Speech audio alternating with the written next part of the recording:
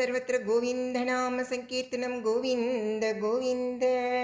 ॐ श्रीकृष्णाय तुभ्यं नमः इति श्रीमद्भागवतमहापुराणं दशमस्कन्धः अथ अष्टषष्टितमोऽध्यायः। श्रीशुक उवाच दुर्योधनसुतां राजन् लक्ष्मणां समितिञ्चयः स्वयंवरस्तामहरत् साम्बो जाम्बवती सुतः कौरवाः कुपितावूचुः दुर्विनीतोऽयमर्भकः कदर्थीकृत्य नः कन्याम् अकामामहरद्बलात् बध्नीते मम दुर्विनीतं किं करिष्यन्ति वृष्णयः ये स्मत्प्रसादोपचितां दत्तां नो भुञ्जते महीं निगृहीतं सुतं श्रुत्वा यद्येष्यन्तीह वृष्णयः भग्नदर्पाशमं यान्ति प्राणा इव सुसंयताः इति कर्णशलो भूरिः यज्ञकेतु सुयोधनः साम्बमारेभिरे बद्धुं कुरु वृद्धानुमोदिताः दृष्ट्वानुधावतः साम्बो दार्तराष्ट्रान् महारथः प्रगृह्य रुचिरं चापं तस्थौ सिंह इवैकलः तं ते जिगृक्षवः क्रुद्धाः तिष्ठ तिष्ठेति भाषिणः आसाद्य दन्विनो बाणैः कर्णाग्रण्य समाकिरन् सोपविद्धः कुरु श्रेष्ठ कुरु वीर्यदुनन्दनः नामृष्यत्तदच्चिन्त्यार्भः सिंहः क्षुद्रमृगैरिव विस्फूर्ज्य रुचिरं चापं सर्वान् विव्यादसायकैः कर्णादीन् षट्रथान् वीरान् तावद्भिर्युगपत्पृथक्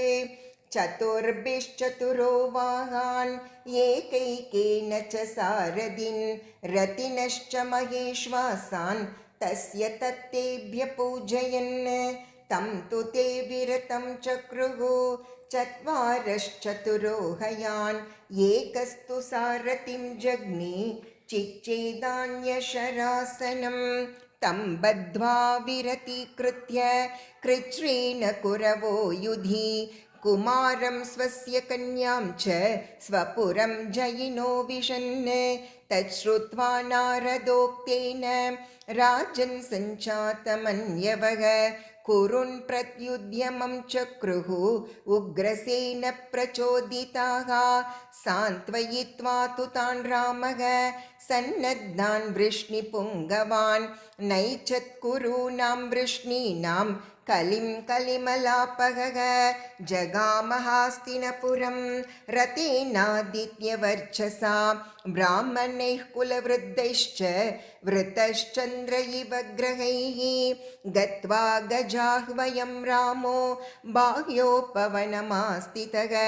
उद्धवं प्रेषयामास धृतराष्ट्रं बुभुत्सया सोऽभिवन्द्याम्बिकापुत्रं भीष्मं द्रोणं च बाह्लिकं दुर्योधनं च विधिवद् राममागधमब्रवीत् तेति प्रीतास्तमाकर्ण्य प्राप्तं रामं सुहृत्तमं तमर्चयित्वाभिययुः सर्वे मङ्गलपाणयः तं संगम्य यथान्यायं गामर्घ्यं च न्यवेदयन् तेषां ये तत्प्रभावज्ञाः प्रणेमो शिरसा बलं बन्धून् कुशलिनः श्रुत्वा पृष्ट्वा शिवमनामयं परस्परमतो रामो बभाषे विक्लवं वचः उग्रसेनः क्षितिशेषो यद्वाज्ञापयत् प्रभुः तदव्यग्रधियः श्रुत्वा कुरुध्वं मा विलम्बितं यद्यूयं भगवस्त्वेकं जित्वा धर्मेण धार्मिकम् अबध्नीतात तन्मृष्ये बन्धूनामैक्यकाम्यया वीर्यशौर्यबलोन्नद्धम् आत्मशक्तिसमं वचः कुरवो बलदेवस्य निशम्योचुः प्रकोपिताः अहो महच्चित्रमिदं कालगत्या दुरत्यया आरुरुक्षत्युपानद्वै शिरो मुकुटसेवितम् एते यौनेन सम्बद्धाः सहशय्यासनाशनाः वृष्णयस्तुल्यतां नीता अस्मद्धत्तनृपासनाः चामरव्यजने शङ्खम् आतपत्रं च पाण्डुरं किरीटमासनं शय्यां भुञ्जन्त्यस्मदुपेक्षया अलं यदूनां नरदेवलाञ्छनैः दातुः प्रतीपैः पनिनामिवामृतं येऽस्मत्प्रसादोपचिता हि यादवा आज्ञापयन्त्यद्य गतत्रपाभथ कथमिन्द्रोऽपि कुरुभिः भीष्मद्रोणार्जुनादिभिः अदत्तमवरुन्धीत सिंहग्रस्तमिवोरणः श्रीशुक उवाच जन्मबन्धुश्रियोन्नद्ध मदास्ते भरतर्षभ आश्राव्य रामं दुर्वाच्यम् असभ्याः पुरमाविशन् दृष्ट्वा कुरूणां दौशील्यं श्रुत्वा वाच्यानि चाच्युतः अवोचत्कोपसंरब्धो दुष्प्रेक्ष्यः प्रहसन्मुहुः नूनं नानामदोन्नद्धाः शान्तिं नेच्छन्त्य साधवः तेषां हि प्रशमोद्दण्डः पशूनां लघुढो यथा अगो यदुंसु संरब्धान् कृष्णं च कुपितं शनैः सान्त्वयित्वाहमेतेषां शमं यच्छन्निहागतः तयि मे मन्दमतयः कलहाभिरताः कलाः तं मामवज्ञाय मुहुः दुर्भाषान्मानिनो ब्रुवन् नो ग्रसेन किल विभुः भोजवृष्ण्यन्दकेश्वरः शक्रादयो लोकपाला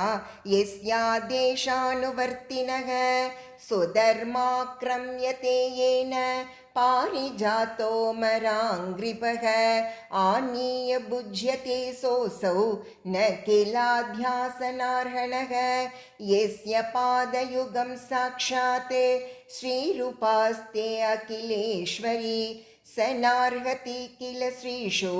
नरदेव परिच्छदान् यस्याङ्घ्रिपङ्कजरजो अखिल लोकपालैः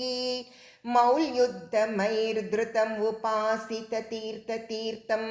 ब्रह्मा भवोऽहमपि यस्य कलाः कलायाः श्रीश्चोद्धवहेम चिरमस्य नृपासनं क्व भुञ्जते कुरुभिर्दत्तं भूकण्ठं वृष्णयः किल उपान्नः किल वयं स्वयं तु कुरवः शिरः अहो ऐश्वर्यमत्तानां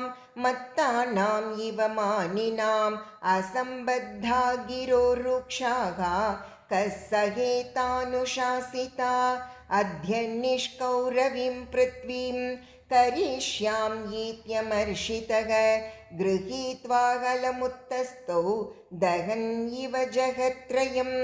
लाङ्गलाग्रेण नगरम् उद्विदार्य गजाह्वयं विचकर्षस गङ्गायां प्रहरिष्यन्नमर्षितः जलयानमिवागूर्णं गङ्गायां नगरं पतत् आकृष्यमानमालोक्य कौरवा जातसम्भ्रमाः तमेव शरणं जग्मुः सकुटुम्बाजिजीविषवः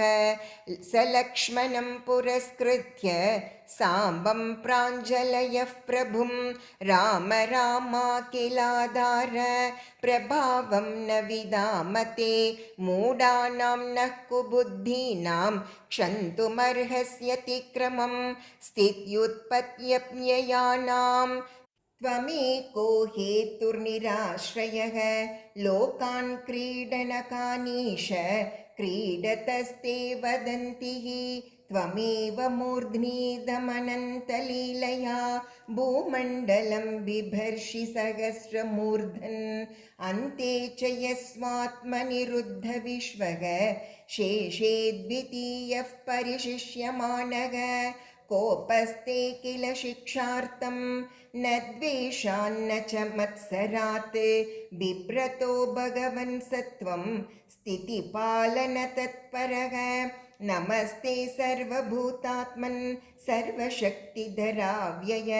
विश्वकर्मन् नमस्तेस्तु त्वां वयं शरणं गताः। श्रीशुक उवाच एवं प्रपन्नैः संविघ्नैः वेपमानाय नैर्बलः प्रसादितः सुप्रसन्नो मा वैश्रेत्य भयं दधो दुर्योधनः पारिबर्गं कुञ्जरान् षष्टिहायनान् ददौ च 12 शतानि अयुतानि तुरङ्गमान् रथानां 600 रौक्मानां सूर्यवर्चसां दासीनां निष्ककण्ठीनां 100 दुहितृवत्सलः प्रतिगृह्य तु तत्सर्वं भगवान् सात्वतर्षभः ससुतः सस्नुषः प्रागात् सुहृद्भिरभिनन्दितः ततः प्रविष्टः स्वपुरं हलायुधः समेत्य बन्धूननुरक्तचेतसः शशंस सर्वं यदुपुङ्गवानां मध्ये सभायां कुरुषु स्वचेष्टितम् अद्यापि च पुरं एतत् सूचयद्रामविक्रमं समुन्नतं दक्षिणतो गङ्गायामनुदृश्यते। ॐ तत्सत् इति श्रीमद्भागवते महापुराणे पारमहंस्यां संहितायां दशमस्कन्धे उत्तरार्धे हास्तिनपुरकर्षणरूपसङ्कर्षणविजयो नाम 68तमोऽध्यायः। सर्वत्र गोविन्दनाम संकीर्तनं गोविन्द गोविन्द। ॐ सर्वत्र गोविन्दनाम संकीर्तनं गोविन्द गोविन्द। ॐ श्रीकृष्णाय तुभ्यं नमः इति श्रीमद्भागवत महापुराणं दशमस्कन्धः अथ 69तमोऽध्यायः। श्रीशुक उवाच नरकं निगतं श्रुत्वा ततोद्वाहं च योषितां कृष्णेनैकेन बह्वीनां तद्दिदृक्षुस्म नारदः चित्रं बतैतदेकेन वपुषा युगपत्पृथक् गृहेषु त्वयष्टसाहस्रं स्त्रिय एक उदावहत् इत्युत्सुकोद्वारवतीं देवर्षिर्द्रष्टुमागमत् पुष्पितोपवनाराम द्विजाकुलिलनादिताम् उत्पुल्येन्धीवराम्बोज कलारकुमुदोत्पलैः चूरितेषु सरस्सूचैः कूचितां हंससारसैः प्रासादलक्षैर्नवभिः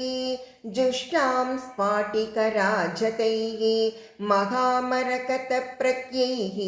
स्वर्णरत्नपरिच्छदैः विभक्तरत्यापतचत्वरापणैः शालासभाभिरुचिरां सुरालयैः संसिक्तमार्गाङ्गनवीतिदेहलीं पतत्पताकाध्वजवारितातपां तस्यामन्तःपुरं श्रीमद् अर्चितं सर्वदिष्ण्यपैः हरे स्वकौशलं यत्र त्वष्ट्राकात्स्न्येन दर्शितं तत्र 16 सद्म सहस्रैः समलङ्कृतं विवेशैकतमं शौरेः पत्नीनां भवनं महत् विष्टब्दं विद्रुमस्तम्भैः वैदूर्यफलकोत्तमैः इन्द्रनीलमयै कुड्यैः जगत्या चागतद्विषा वितानैर्निर्मितैस्त्वष्ट्रा मुक्ताधामविलम्बिभिः दान्तैरासनपर्यङ्कैः मन्युत्तमपरिष्कृतैः दासीभिर्निष्ककण्ठीभिः सुवासोभिरलङ्कृतं पुंभिसकञ्चुकोष्णीषु सुवस्त्रमणिकुण्डलैः रत्नप्रदीपनिकरद्युतिभिर्निरस्त द्वान्तं विचित्रवलभीषु शिखण्डिनोऽङ्ग नृत्यन्ति यत्र विहिता गुरुधूपमैक्षैः निर्यान्तमीक्ष्य घनबुद्धय उन्नदन्तः तस्मिन् समानगुणरूपवयस्सुवेश दासी सहस्रयुतयानुसवं गृहिण्या विप्रो ददर्श चमरव्यजनेन रुक्म दण्डेन सात्वतपतिं परिवीजयन्त्या तं सन्निरीक्ष्य भगवान् सहसोत्थितश्री पर्यङ्कतः सकलधर्मभृतां वरिष्ठः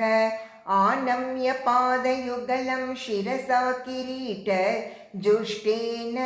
साञ्जलिरविविशदासने स्वे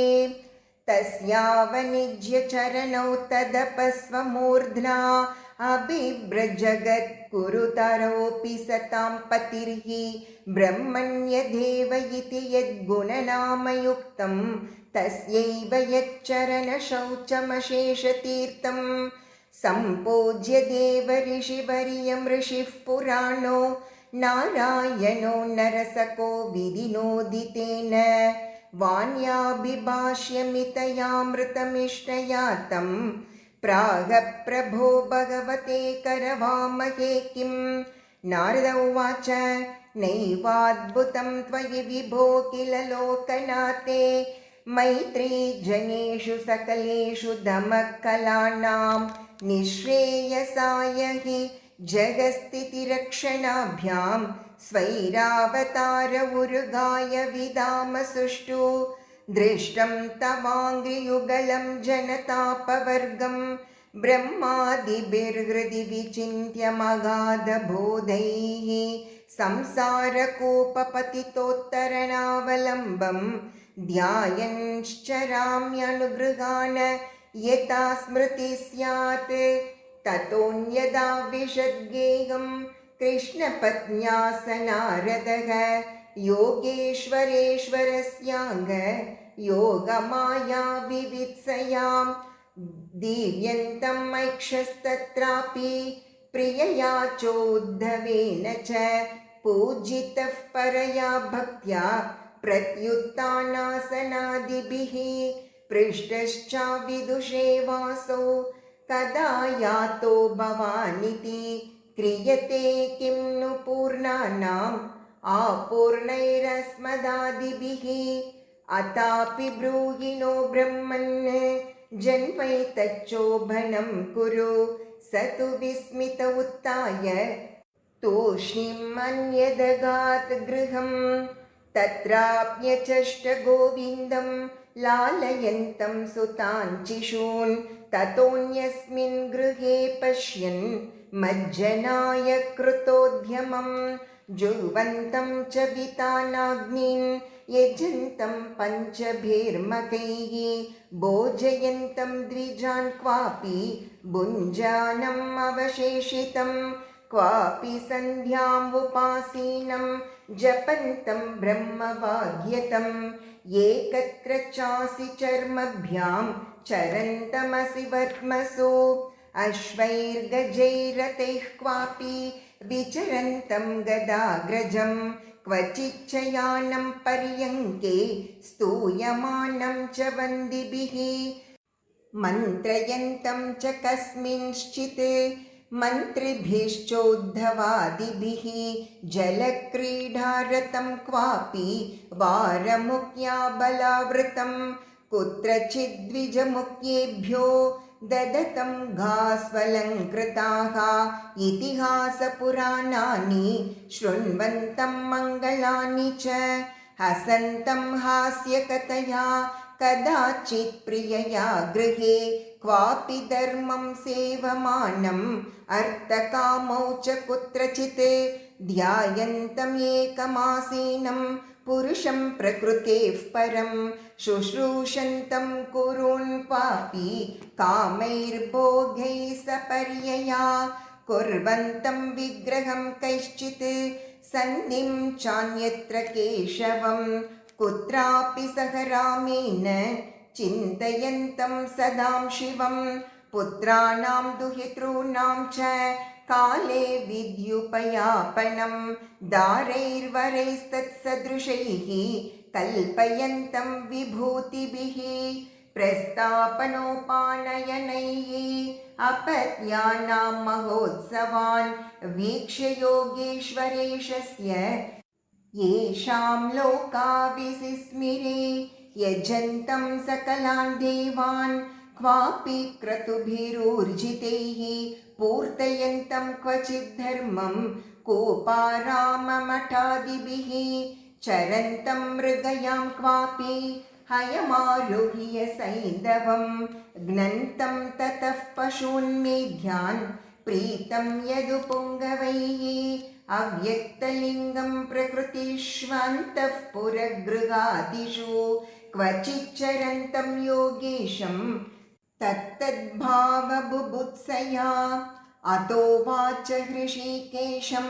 नारदः प्रहसन्निव योगमायोदयं वीक्ष्य मानुषीं नीयुषो गतिं विदामयोगमायास्ते दुर्दर्शापि मायिनां योगेश्वरात्मन्निर्भाता भवत्पादनिषेवयाम् अनुजानीहि मां देव लोकांस्ते यशसा प्लुतान् पर्यटामि तवोद्गायन् लीलां भुवनपावनीम्। श्रीभगवानुवाच ब्रह्मन् धर्मस्य वक्ताहं कर्ता तदनुमोदिता तच्चिक्षयन् लोकमिमम् आस्तितः पुत्रमाकिदः। श्रीशुक उवाच इत्याचरन्तं सद्धर्मान् पावान्नान् गृहमोधिनां तमेव सर्वगेहेषु सन्तमेकं ददर्शः। कृष्णस्यानन्तवीर्यस्य योगमाया महोदयं मुहुर्दृष्ट्वा ऋषिरभूद् विस्मितो जातकौतुकः। इत्यर्थकामधर्मेषु कृष्णेन श्रद्धितात्मना सम्यक् सभाजितः प्रीतः तमेवानुस्मरन्ययो एवं मनुष्यपदवीमनुवर्तमानो नारायणो अखिल भवाय गृहीतशक्तिः रेमेङ्गषोडशसहस्रवराङ्गनानां सौरीडसौहृदनिरीक्षण हासजुष्टः यानेग विश्वविलयोद्भववृत्तिहेतुः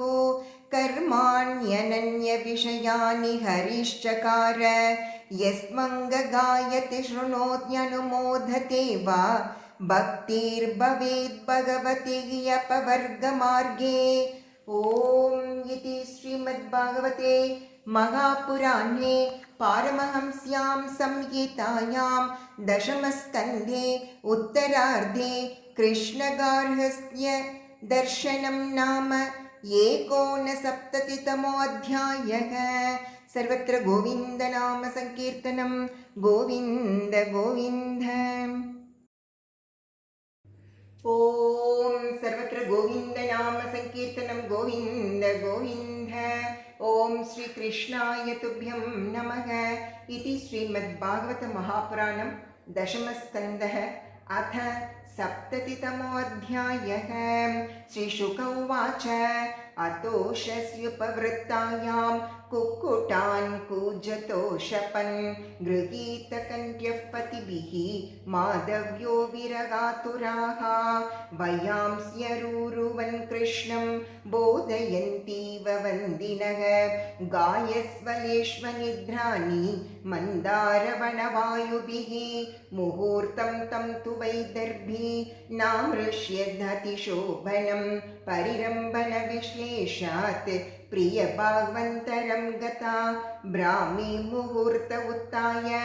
वायुपस्पृश्य माधवः दद्यो प्रसन्नकरण आत्मानं तमसः परम् एकं स्वयं ज्योतिरनन्यमव्ययं स्वसंस्थया नित्यनिरस्तकल्मषं ब्रह्माद्यमस्योद्भवनाशहेतुभिः स्वशक्तिभिर्लक्षितभावनिर्वृतिम् अताप्लुतोऽम्बस्य यथाविधि क्रियाकलापं परिदाय वाससि चकार सन्ध्योपगमादि सत्तमो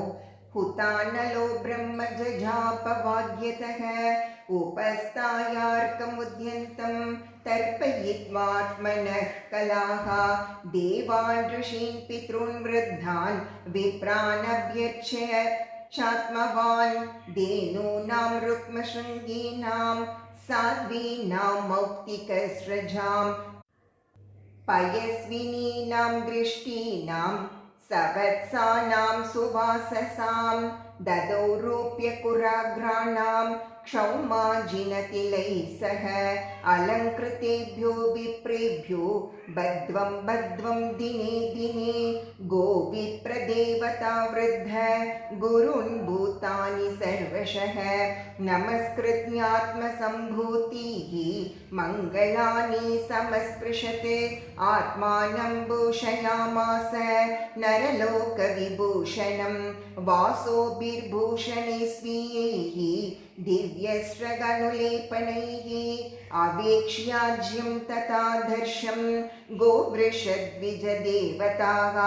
कामांश्च सर्ववर्णानां पौरान्तः पुरचारिणां प्रताप्य प्रकृतिः कामैः प्रतोष्य प्रत्यनन्दत संविभज्याग्रतो विप्रान् स्रक्ताम्बूलानुलेपनैः सुहृदः प्रकृतिर्धारान् उपायुङ्क्त स्वयं तावत् सूत उपानीय स्यन्दनं परमाद्भुतं सुग्रीवाद्यैर्हयैर्युक्तं प्रणम्यावस्थितोऽग्रतः गृहीत्वा पाणिना पाणि सारथेस्तमतारुहत् सात्यक्युद्धवसंयुक्तः पूर्वाद्रिम् इव भास्करः ईक्षितोऽन्तः पुरस्त्रीणां सौव्रीढप्रेमवीक्षितैः कृच्छ्राद्विसृष्टो निरगात् जातहासो हरन्मनः सुधर्माख्यां सभां सर्वैः वृष्णिभिः परिवारितः प्राविशद्यन्निविष्टानां न सन्त्यङ्गषढुर्मयः तत्रोपविष्टः परमासने विभुः बभौ स्वभासा ककुभो वभासयन् वृतो नृसिंहैर्यदुभिर्यदुत्तमो यतोडुराजो दिवितारकागणैः तत्रोपमन्त्रिणो राजन् नानाहास्यरसैर्विभुम् उपतस्तुर्नटाचार्या नर्तज्ञस्ताण्डवैः पृथक् मृदङ्गवीणामुरज वेणुतालाधरस्वनैः ननृतोर्जगुस्तुष्टुश्च सूतमागधवन्दिनः तत्राहुर्ब्राह्मणाः केचिदासीना ब्रह्मवादिनः पूर्वेषां पुण्ययशसां राज्ञां चाकथयन् कथाः तत्रैकः पुरुषो राजन् नागतो पूर्वदर्शनः विज्ञापितो भगवती प्रतिहारैः प्रवेशितः स नमस्कृत्य कृष्णाय परेशाय कृताञ्जलिः राज्ञामावेदयद्दुःखं जरासन्धनिरोधजं ये च दिग्विजये तस्य सन्नतिं नययोर्नृपाः प्रसह्य रुद्धास्तेनासन् अयुते द्वे गिरिव्रजे कृष्ण कृष्णा प्रमेयात्मन् प्रपन्नभयभञ्जन वयं त्वां शरणं यामो भवभीताः पृथग्धियः लोको विकर्मनिरतः कुशले प्रमत्तः कर्मण्ययं त्वदुदिते भवतर्चने स्वे यस्तावदस्य बलवान् इह जीविताशां सद्यश्चिनत्यनिमिषाय नमोऽस्तु तस्मै लोके भवान् जगदिनः कलयावतीर्णः सद्रक्षणाय कलनिग्रहणाय चान्यः कश्चित्त्वधीयमतियाति निदेशम् ईश किं वा जनस्वकृतमृच्छति तन्न विद्मः स्वप्नायितं नृपसुखं परतन्त्रमीश शश्वद्भयेन मृतकेन दुरं वहामः हित्वा तदात्मनि सुखं त्वदनीह लभ्यं क्लिश्यामहेति कृपणास्तव माययेह तन्नो भवान् प्रणतशोकहराङ्घ्रियुग्मो बद्धान् वियुङ्क्ष्वमगदाह्वय कर्मपाशात् यो बुभुजो युतमतङ्गजवीर्यमेको बिभ्रद्रुरोध भवने मृगराडिवावीः यो वै त्वया द्विनवकृत्व उदात्तचक्र भग्नो मृधे खलु भवन्तमनन्तवीर्यं जित्वा नृलोकनिरतं सकृधूढदर्भो युष्मत्प्रजारुजति नोजित तद्विदेहे दूत उवाच इति मागधसमृद्धा भवद्दर्शनकाङ्क्षिणः प्रपन्नाः पादमूलं ते दीनानां संविधीयताम् श्रीशुक उवाच राजदूते ब्रुवत्येवं देवर्षिः परमद्युतिः बिभ्रत्पिङ्कजटाभारं प्रादुरासीद् यथा रविः तं दृष्ट्वा भगवन् कृष्णः सर्वलोकेश्वरेश्वरः ववन्द उत्थितशीर्ष्णा ससभ्यः सानुगो मुदा सभाजयित्वा विधिवत् कृतासनपरिग्रहं बभाषे सूनृतैर्वाक्यैः श्रद्धया तर्पयन्मुनिम् अपि स्विदद्य लोकानां त्रयाणामकुतो भयं ननु भूयान् भगवतो लोकान् पर्यटतो गुणः न हि ते विदितं किञ्चित् लोकेष्वीश्वरकर्तृषु अत पृच्छामहे युष्मान् पाण्डवानां चिकीर्षितं श्रीनारद उवाच दृष्टा मया ते बहुशो दुरत्यया माया विभो विश्वसृजश्च मायिनः भूतेषु भूमंश्चरत स्वशक्तिभिः वह्नेर्यिवच्छन्नरुचो न मेऽद्भुतम् तवेहितं कोर्हति साधु वेदितुं स्वमाययेदं सृजतो नियच्छतः यद्विद्यमानात्मतयावभासते तस्मै नमस्ते स्वविलक्षणात्मने जीवस्य यः संसरतो विमोक्षणं न जानतो नर्तवहाच्छरीरतः लीलावतारै स्वयशः प्रतीपकं प्राज्वालयत्वा तमहं प्रपद्ये अताप्याश्रावये ब्रह्म नरलोकविडम्बनं राज्ञः पैतृष्वसेयस्य भक्तस्य च चिकीर्षितं यक्ष्यति त्वां मकेन्द्रेण राजसूयेन पाण्डवः पारमेष्ट्यकामो नृपतिः तद्भवान् अनुमोदतां तस्मिन् देवक्रतुवरे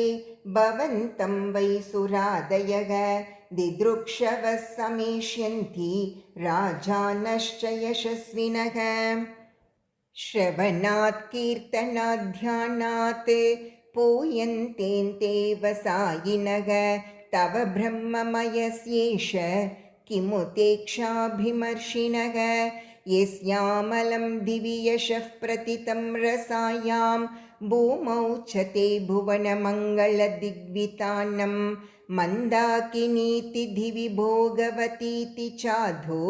गङ्गेति चेगचरणाम्बुपुनाति विश्वं श्रीशुक उवाच तत्र तेष्वात्मपक्षेषि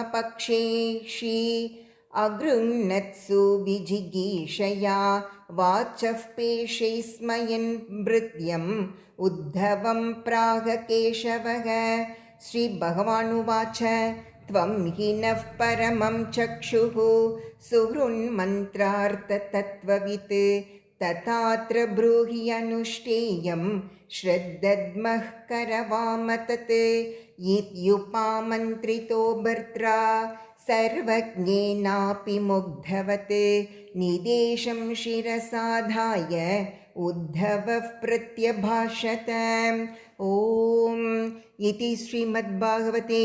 महापुराणे पारमहंस्यां संहितायां दशमस्कन्धे उत्तरार्धे भगवद्ज्ञानविचारे 70तमोऽध्यायः। सर्वत्र गोविन्दनाम संकीर्तनं गोविन्द गोविन्द।